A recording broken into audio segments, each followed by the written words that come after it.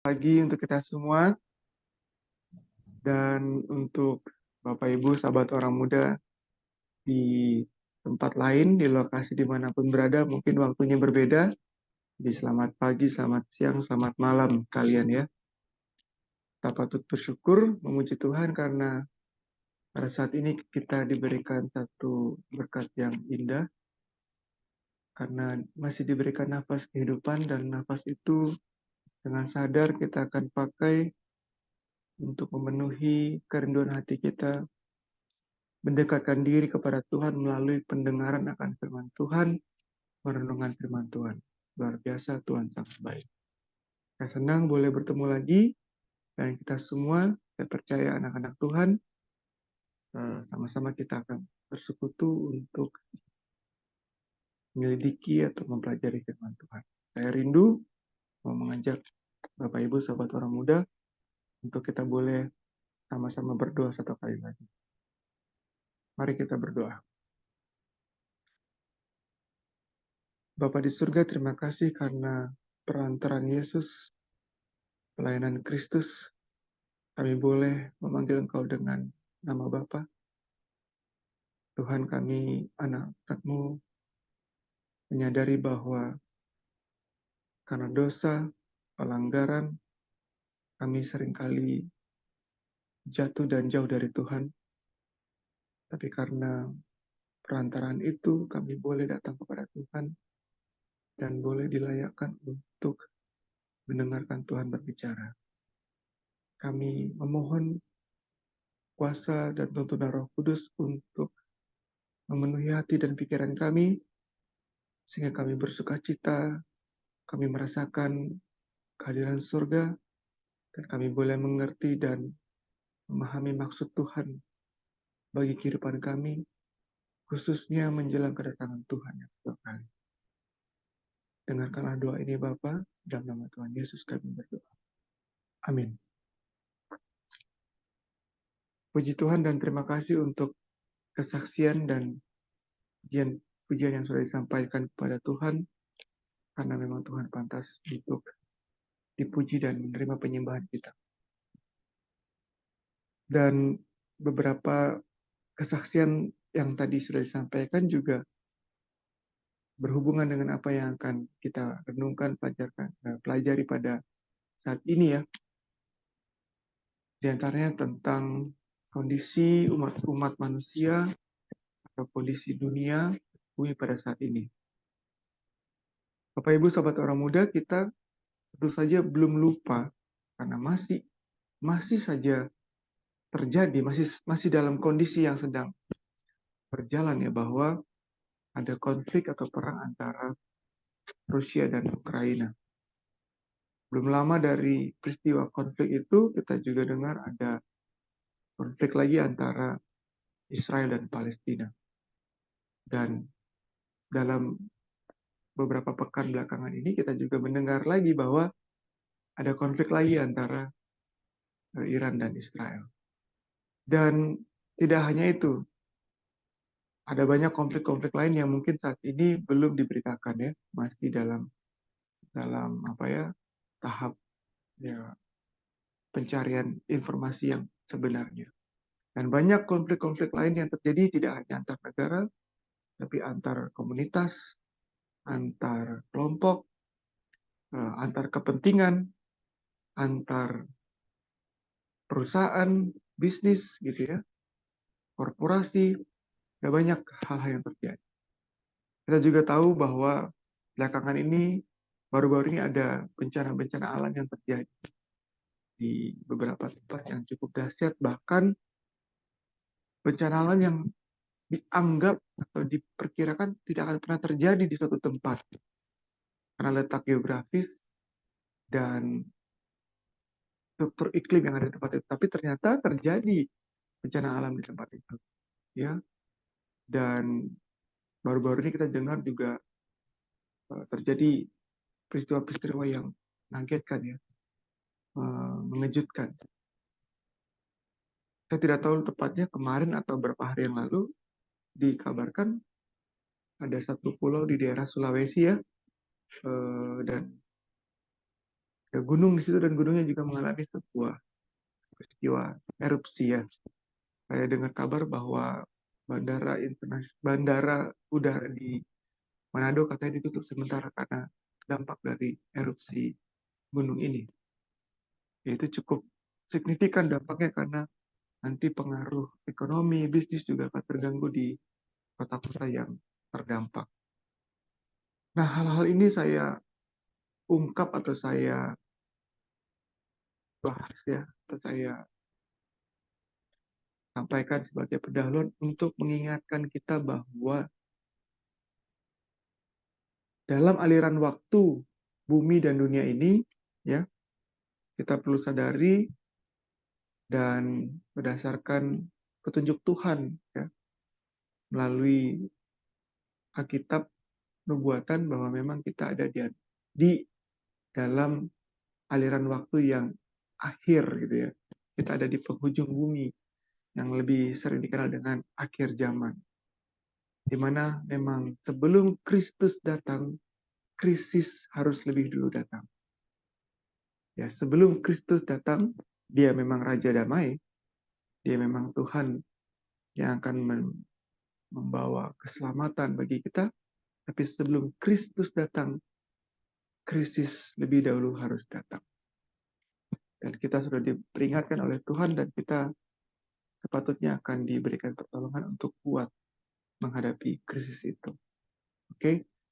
Dan sebagai umat Tuhan yang sejati, kerinduan kita harus diselaraskan dengan kerinduan Tuhan.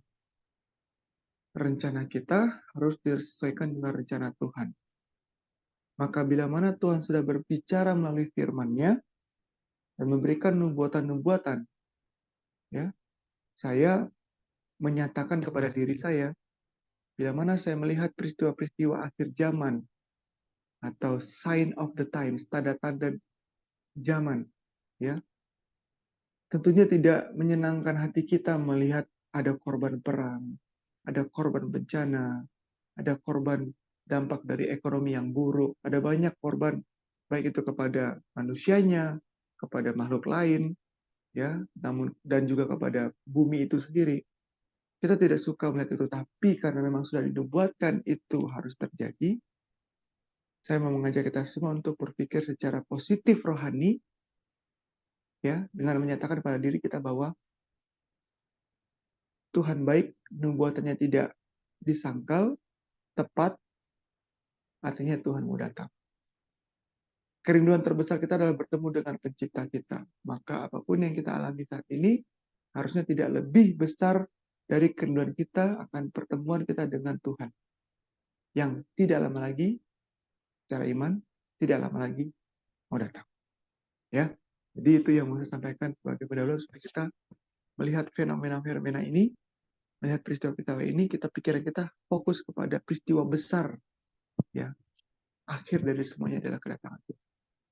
Nah, dengan mengatakan itu, saya mau mengajak kita untuk melihat sebuah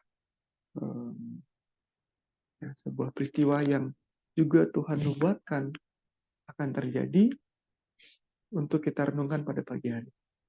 Saya mau mengajak kita semua membuka Alkitab buku atau kitab digital yang ada di handphone kita atau di gadget kita ke dalam buku Matius pasal 24. Ya. Buku Matius pasal 24, kita buka sama-sama. Firman Tuhan atau perenungan kita pagi ini kita akan belajar tentang nama Allah atau nama Tuhan. Matius pasal 24 kita baca ayat yang 9 dan 10. Matius 24 ayat 9 dan 10. Ayat 9, pada waktu itu kamu akan diserahkan supaya disiksa, dan kamu akan dibunuh dan akan dibenci semua bangsa oleh karena namaku. Ku-nya huruf besar ya, berarti nama Tuhan ya. Oke, saya ulangi katanya seperti ini. Pada waktu itu, kita, kamu dengar ya, kamu berarti kita nih. Kita akan diserahkan supaya disiksa. Dan kita akan dibunuh dan akan dibenci semua bangsa oleh karena nama Tuhan. Oke? Bukan karena yang lain ya. bukan karena kebodohan kita, atau bukan karena kecerobohan kita, bukan karena perilaku kita yang akhirnya orang benci sama kita gitu ya. Bukan karena kejahatan kita akhirnya kita disiksa, dihukum karena melanggar hukum pemerintahan gitu ya. Bukan karena itu, tapi hanya karena nama Tuhan. Nanti kita belajar. Ayat yang ke-10, dan banyak orang akan murtad dan mereka akan saling menyerahkan dan saling membenci. Ayat 10 saya bacakan kepada kita semua, kita baca sama-sama, supaya melihat ternyata eh, ada kelompok manusia yang dipisahkan menjadi dua. Satu, ayat 9, kita akan diserahkan. Ayat 10, akan ada yang menyerahkan. Paham? Akan ada yang diserahkan karena nama Tuhan. Ayat 10, akan ada yang menyerahkan. Jadi, akan ada satu kelompok umat manusia yang diserahkan karena nama Tuhan, tapi kan akan ada yang menyerahkan orang-orang. Tentu saja yang menyerahkan ini, mereka ini tidak ada nama Tuhan. Mereka bukan karena nama Tuhan. Karena yang diserahkan kan karena nama Tuhan. Artinya yang menyerahkan tidak berhubungan dengan nama Tuhan. Lanjut. Mari kita buka ayat yang ke-22. Di pasal yang sama kita lihat ayat 22. Dan sekiranya waktunya tidak dipersingkat, maka dari segala yang hidup tidak akan ada yang selamat. Akan tetapi oleh karena orang-orang pilihan, perhatikan ada kata-kata orang-orang pilihan, waktu itu akan dipersingkat. Ya, ada orang-orang pilihan. Nah, sekarang ayat 24. Sebab Mesias-Mesias palsu dan nabi-nabi palsu akan muncul, dan mereka akan mengadakan tanda-tanda yang dahsyat dan mukjizat-mukjizat, sehingga sekiranya mungkin mereka menyesatkan orang pilihan juga. Ayat 22 dan 24 juga kembali memisahkan dua kelompok manusia. Satu yang disebut orang-orang pilihan, satu lagi yang disebut menyesatkan orang-orang pilihan. Artinya orang-orang pilihan tidak menyesatkan, tapi akan disesatkan. Dicoba untuk disesatkan. Dan orang-orang yang menyesatkan adalah bukan orang-orang pilihan. Karena dia menyesatkan orang-orang pilihan. Mari kita ambil kesimpulan awal dari konteks ini. 4 ayat yang sudah kita baca. Ayat 9, 10, 22, dan 24. Umat manusia di akhir zaman akan dipisahkan menjadi dua kelompok besar. Satu, ya, yang disebut dengan orang-orang yang karena nama Tuhan, dan ini disebut orang-orang pilihan. Dan ini akan diserahkan, akan dibenci oleh bangsa karena nama Tuhan. Satu lagi, kelompok yang akan menyerahkan dan akan menyesatkan orang-orang pilihan yang karena nama Tuhan. Kalau saya tanya sekarang ke kita semua, pertanyaan ini juga disampaikan kepada saya. Kita mau pilih yang mana? Kalau kita diizinkan untuk memilih, kita mau masuk di kelompok yang mana? Kelompok yang akan diserahkan, dianiaya karena nama Tuhan, yang juga disebut sebagai orang-orang pilihan, atau kita mau masuk kelompok orang-orang yang akan menyerahkan, artinya akan menganiaya orang-orang yang karena nama Tuhan, dan ini yang akan menyesatkan orang-orang pilihan. Kita mau masuk kelompok yang mana? Saya percaya kita akan menjawab, kita mau masuk kelompok yang pertama. Amin. Yang walaupun kita disiksa, dianiaya, dan walaupun kita akan dicoba untuk disesatkan, tapi kita adalah orang-orang yang hidup karena nama Tuhan, dan kita menjadi orang-orang pilihan. Yang dimaksud Tuhan dalam Matius 24. Ingat, Matius 24 adalah salah satu kitab yang berisi tentang nubuatan. Karena murid-murid bertanya tentang apa yang akan terjadi di akhir zaman. Dan apa tanda-tanda kedatangan Tuhan. Ya. Dan Tuhan bilang ini di dalam konteks ini. Dua kelompok manusia.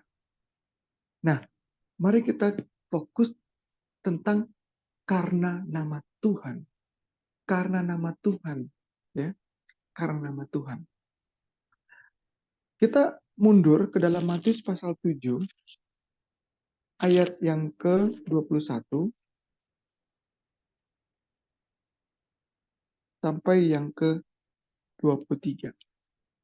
Oke. Matius pasal 7 ayat 21 sampai 23. Semoga Bapak Ibu sahabat orang muda sudah dapat di Alkitab buku ataupun di handphone. Saya baca Matius pasal 7 ayat 21 23. Bukan setiap orang yang berseru kepadaku, Tuhan, Tuhan, akan masuk ke dalam kerajaan surga, melainkan dia yang melakukan kehendak Bapakku yang di surga. Pada hari terakhir, sama ya konteksnya ya, pada hari terakhir, akhir zaman, banyak orang akan berseru kepadaku, Tuhan, Tuhan, bukankah kami berdemuat demi nama Tuhan, namamu, dan mengusir setan demi namamu, nama Tuhan, dan mengadakan banyak mukjizat demi namamu, nama Tuhan. Ayat 23. Pada waktu itulah, pada waktu akhir tadi ya, pada akhir zaman itu, pada waktu itulah aku akan berterus terang, Tuhan akan berterus terang kepada mereka dan berkata, aku tidak pernah mengenal kamu, enyahlah daripadaku, kamu sekalian pembuat kejahatan. Coba kita hubungkan Matius 24 tadi, orang-orang yang dianiaya karena nama Tuhan, dan Matius 7 ini, ternyata yang karena nama Tuhan itu bukan hanya soal berseru-seru. Oke? Bukan soal aku sudah melayani dengan nama Tuhan. Aku sudah berbuat nubuat demi nama Tuhan. Aku sudah menyembuhkan orang sakit ya tadi apa? Buat mujizat karena dengan nama Tuhan. Karena di akhir Tuhan bilang bukan yang berseru-seru pakai namaku saja. Dan akhirnya ditutup dengan ayat atau firman Tuhan, aku tidak kenal kamu, hai pembuat kejahatan. Artinya, di akhir zaman akan ada umat-umat Tuhan yang karena nama Tuhan itu bukan soal berseru-seru saja. Bukan soal melayani, menyembah Tuhan, dan mengatakan nama Tuhan saja. Karena di Matius 7 Tuhan bilang bukan itu yang aku kehendaki. Kalau gitu apa maksudnya? Karena nama Tuhan, kita akan disebut orang-orang pilihan. Karena nama Tuhan, kita akan disesatkan oleh orang yang jahat, oleh setan. Dicoba untuk digoyahkan. Karena nama Tuhan, banyak orang benci, artinya orang-orang yang dipengaruhi atau tunduk pada kuasa setan. Karena nama Tuhan yang seperti apa? Karena bukan yang berseru-seru nama Tuhan. Bukan karena yang melayani pakai nama Tuhan. Saya mau bilang bukan berarti kita tidak boleh menyebut nama Tuhan. Bukan boleh kita tidak memuji dan mengucapkan nama Tuhan. Saya bilang bukan berarti kita tidak boleh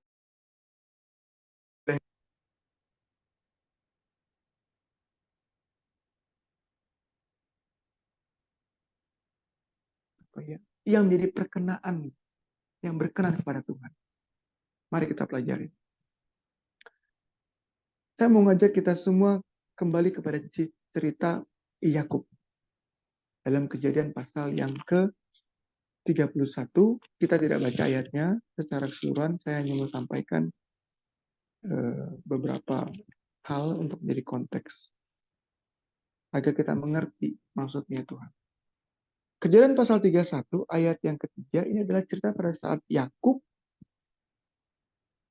akan meninggalkan Laban, ya, pamannya. Ayat yang ketiga dari Kejadian pasal 31, berfirmanlah Tuhan kepada Yakub, pulanglah ke negeri nenek moyangmu dan kepada kaummu, dan aku akan menyertai engkau. Jadi Tuhan yang perintahkan, Tuhan yang firmankan kepada Yakub, Yakub pulang. Dan aku akan menyertai engkau, kata Tuhan. Oke?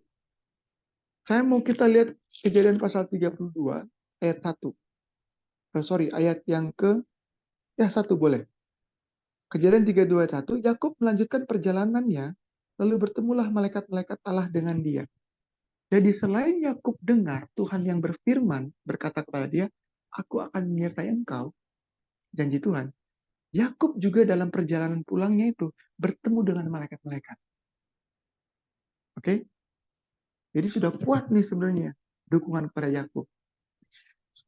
Tidak lama dari situ, ya, itu ayat yang ke-1 dari pasal 32, ayat yang ke-7, lalu sangat takutlah Yakub dan merasa sesak hati. Karena dia dapat kabar Esau sedang menuju kepada dia. Jadi dia mau pulang, Esau dan rombongannya juga menuju, mau mencari dia. Lalu takutlah Yakub dan sesak hati. Aduh, khawatir dia. Padahal dia sudah dikasih tahu Tuhan. Tuhan berbicara langsung, aku akan menyertai engkau. Lalu dia sudah bertemu dengan malaikat-malaikat Tuhan. Dan eh, ayat yang kedua dikatakan, ketika Yakub melihat mereka, berkata Yakub, inilah bala tentara Allah. Dia sudah lihat tentara Tuhan datang menyertai dia. Tapi begitu dia dengar Esau datang, takutlah Yakub dan sesak hati. Ya, takutlah takut dan Yakub dan sesak hati. Dan akhirnya dia buat solusi. Dia ambil cara untuk mengatasi kekhawatiran, ketakutan dia. Dia kirim 3 utusan mendatangi Esau dan membawa hadiah-hadiah. Di mana solusi ini tidak pernah datang dari Tuhan. Ini adalah ide Yakub sendiri. Mengenyampingkan ide yang Tuhan kasih, ide sederhana Tuhan. Tuhan bilang, aku akan menyertai engkau. Tuhan kirim malaikatnya. Ide ini Yakub nggak pede. Ide ini Yakub nggak yakin. Sehingga dia bikin solusi sendiri. Tambahin lagi deh, kasih utusan kirim hadiah-hadiah supaya Esau reda hatinya, kemarahannya. Ini ide Yakub. Inilah kejatuhan Yakub. Ya, inilah kejatuhan Yakub. Mari kita lanjutkan secara singkat. Ayat yang ke-9, kemudian berkatalah Yakub, ya Allah nenekku Abraham dan Allah ayahku Ishak, yang telah berfirman kepadaku, pulanglah ke negerimu. Dan selanjutnya, sebenarnya dia ingat firman Tuhan. Sebenarnya Yakub ingat firman Tuhan itu. Kau kan Tuhan yang suruh aku pulang. Tapi perilaku ataupun action yang dilakukan oleh Yakub berbeda dari yang Tuhan firman. Kita ke ayat yang ke 24 dari pasal 33. Saya mau percepat saja supaya nggak terlalu lama lagi. Kejadian 33 ayat yang ke-24.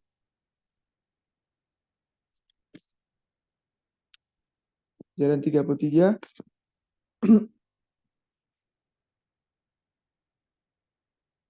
bentar, sorry. Kejadian 32:15 saya skip.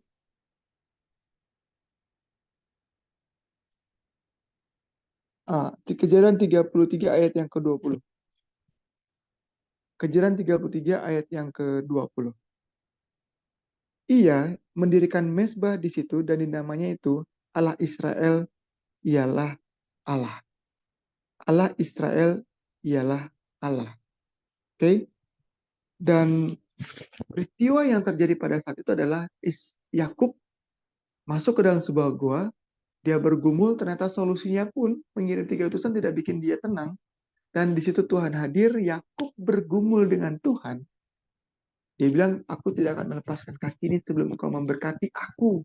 Walaupun Tuhan sudah bilang, aku akan menyertai engkau. Kurang bagi Yakub waktu itu. Sehingga dia ragu, dia bilang, kalau engkau tidak memberkati aku, tidak perlu lepas. Nah, akhirnya Tuhan memberikan nama kepada Yakub, Israel. Yakub tidak lagi bernama Yakub, Tuhan kasih nama dia, ganti namanya menjadi nama Israel. Nah, Bapak Ibu sahabat orang muda, apa artinya Israel? Apa arti Israel? Ada yang boleh buka mic, buka mikrofonnya, respon. Apa artinya Israel? Yakub dikasih nama Israel. Apa artinya Israel? Pemenang. Pemenang. Tapi kurang lengkap. Apanya yang pemenang? Umat pilihan. Umat pilihan kurang tepat. Israel secara bangsa pada saat itu betul menjadi umat pilihan. Tapi Yakub dikasih nama Israel. Umat pilihan adalah keturunan Yakub, betul. Tapi kata Israel itu apa artinya?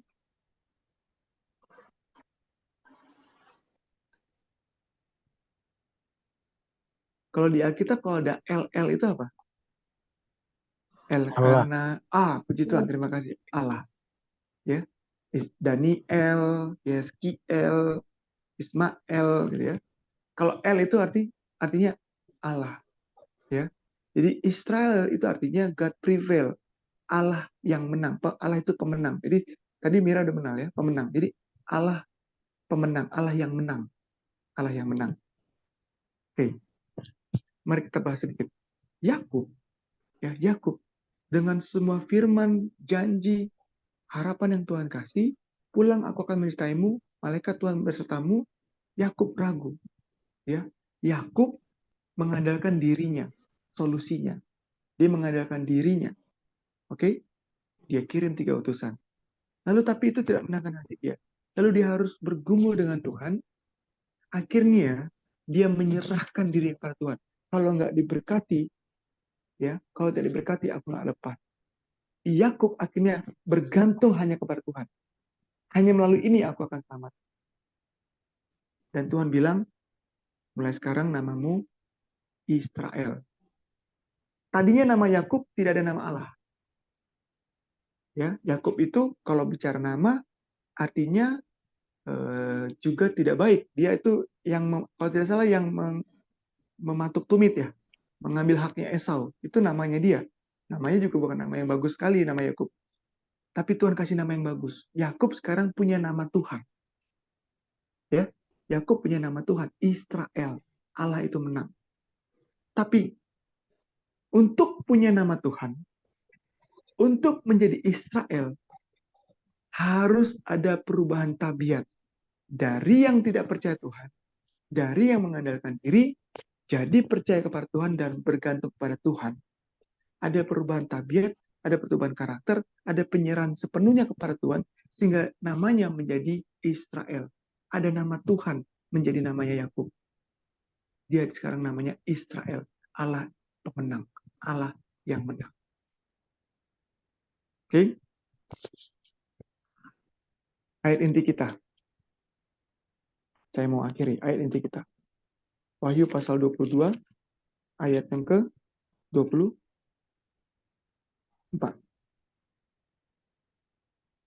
Eh, 22 ayat 4. Wahyu pasal 22 ayat 4. Dan mereka akan melihat wajahnya, wajah Tuhan, dan namanya, nama Tuhan, akan tertulis di dahi mereka. Orang-orang di akhir zaman yang disebut sebagai orang pilihan, orang-orang yang akan dianiaya tadi karena nama Tuhan, dan orang-orang menurut Wahyu pasal 22 yang akan melihat wajah Tuhan adalah orang-orang yang nama Tuhan ada di dahi mereka. Itu bukan ditulis dengan spidol. Itu bukan ditulis dengan stiker. Kita, saudara dan saya, akan menjadi orang-orang pilihan di akhir zaman, akan disebut umat-umat Tuhan. Karena kita ada nama Tuhan di dahi kita, nama Tuhan yang karena hidupnya seperti Yakub. Yang tadinya mengandalkan diri, tidak percaya Tuhan, ragu sama Tuhan, tidak dengar firman, berubah, menyerahkan sepenuhnya hidup kepada Tuhan.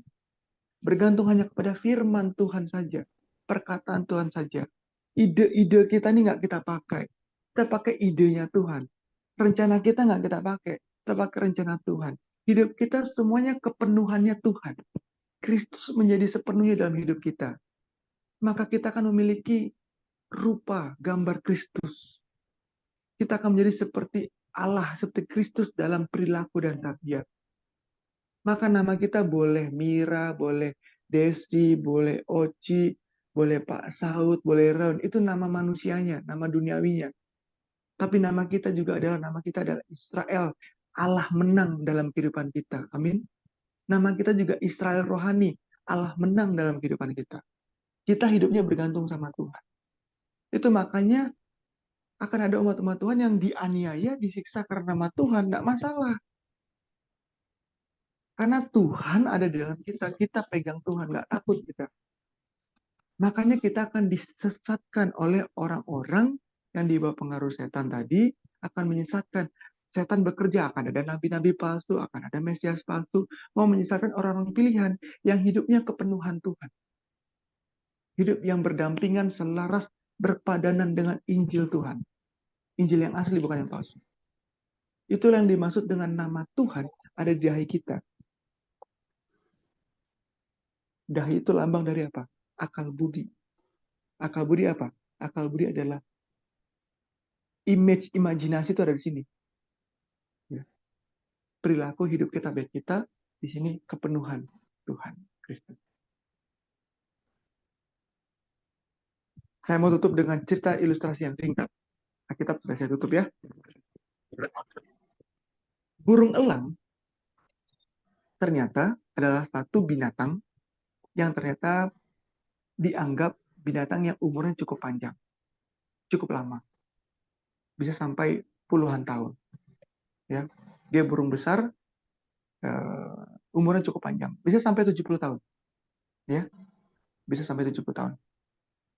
Tapi di umur 40 tahun, sekitar umur 40 tahun, burung besar ini, ya, dia harus buat satu keputusan besar. Kenapa? Karena pada saat umur 40 tahunan, ini dia punya paruh itu tidak kuat lagi untuk menangkap mangsa, mengangkat dan menggigit mangsa. 40 tahun dia paruhnya agak udah rapuh. Dia punya cakar juga tidak kuat lagi untuk nangkap ikan di air untuk angkat. Lalu dia punya sayap, bulu-bulu sudah jabuk, sudah tua, kaku. Dia akan susah untuk kepakan dan untuk bisa terbang tinggi dan terbang cepat. Maka pada umur 40-an, burung besar ini perlu membuat keputusan untuk dia tetap hidup seperti itu, atau dia harus terbang tinggi ke atas gunung, di mana tidak banyak hewan lain, dia harus tinggal di sana, dia harus hantam dia punya paruh ke batu, supaya paruhnya ini patah, dan tumbuh paruh yang baru. Dia harus rusakkan dia punya cakar-cakarnya ini, supaya kukunya ini patah, muncul kuku yang baru. Dan sayapnya harus dia lepaskan, dia patahkan ya bulu-bulunya supaya tumbuh bulu yang baru. Oke? Sehingga akhirnya dia punya paruh yang lebih muda, dia punya kuku cakar yang lebih muda dan sayap yang lebih muda supaya dia bisa berburu lagi dan umurnya bisa lanjut 30 tahun lagi. Karena di rata-ratakan dia bisa sampai umurnya 70 tahun. Tapi di tengah-tengah umur 70 tahun itu, burung besar ini harus buat keputusan untuk mengganti paruhnya, cakarnya, paruhnya atau sayapnya, supaya dia bisa survive sampai dia umurnya, ya. Dan ternyata itu butuh sekitar 100 sampai 150 hari. Burung besar ini harus ada di sarangnya, di tempat yang tinggi, menderita kesakitan karena paruhnya dia patahkan, kukunya dia patahkan, sayap dia patahkan, dia harus menderita selama itu supaya dia mendapatkan hidup yang baru. Dari cerita ini, saya tidak tahu sekarang kita ini rata-rata umurnya berapa. Saya tidak tahu Kira umurnya berapa. Saya tidak tahu Sis Nina umurnya berapa. Saya tidak tahu Desi persisnya umurnya berapa. Kita tidak tahu umur kita persisnya berapa. Tapi melalui perenungan firman Tuhan pagi ini, berapapun umur kita, berapapun kehidupan yang masih mau kita hidupi ke depannya, kalau elang tadi dia harus berubah, dia harus membuat satu perubahan, dia harus korbankan perubahan itu untuk bisa survive 30 tahun lagi. Tapi kita, berapapun umur kita sekarang, mari kita ganti nama kita dengan nama Tuhan. Mari kita ganti nama kita dengan nama Tuhan. Bukan kita pergi ke catatan sipil untuk ganti nama, tapi ganti nama dalam konteks rohani. Kalau tadinya saya yang seorang pemarah karena firman, karena Kristus, saya berubah, saya patahkan, menderita karena saya nggak bisa marah lagi karena Kristus. Sakit saya kalau nggak marah, tapi kita berubah. Kita punya nama Tuhan. Kalau tadinya saya yang orang yang nggak suka ibadah, ya, karena tadinya kalau jam-jam ibadah itu jam-jam yang enak untuk nonton. Saya suka scrolling Instagram, saya suka nonton konser, saya suka melakukan hal-hal yang sekuler dan duniawi. Saya harus tinggalkan itu untuk ibadah, saya nggak senang. Biarlah hati kita menderita sakit seperti hilang tadi, tapi untuk mengalami satu kehidupan yang baru karena Kristus. Amin. Sehingga kita punya nama Tuhan dalam hidup kita. Berapapun umur kita sekarang, baik yang masih muda atau yang sudah tua, pagi ini kita dipanggil Tuhan untuk punya nama Tuhan dalam kehidupan kita. Walaupun itu harus membuat kita sakit seperti ulang tadi, tapi dengan cara itu Tuhan bikin hidup kita berlanjut sampai ke surga bertemu dengan wajahnya. Haleluya, puji Tuhan. Kita ambil kesempatan. Semoga pertemuan ini boleh menguatkan hati kita, menguatkan semangat rohani kita. Kita tidak hanya hidup dengan nama kita yang sekarang ini, tapi kita boleh hidup selanjutnya karena nama Tuhan. Karena nama Tuhan. For the glory of God, untuk nama Tuhan dan berkat untuk kita semua. Amin. Amin. Terpujilah Tuhan. Hanya untuk kemuliaan bagi nama Tuhan. Puji Tuhan untuk nama Tuhan yang kuat dan hebat, yang mampu memberikan kita kemenangan, dan juga yang akan menyanggupkan kita bersama-sama. Bapak, Ibu, dan sahabat orang muda, pada saat ini kita akan ada dalam persekutuan doa. Jika ada usulan doa dari Bapak, Ibu, dan sahabat orang muda, boleh dikirimkan via chat untuk dapat kita doakan bersama-sama. Untuk sebentar, izin bertanya, apa Bapak Ketua kondusif untuk berdoa atau sudah dalam perjalanan?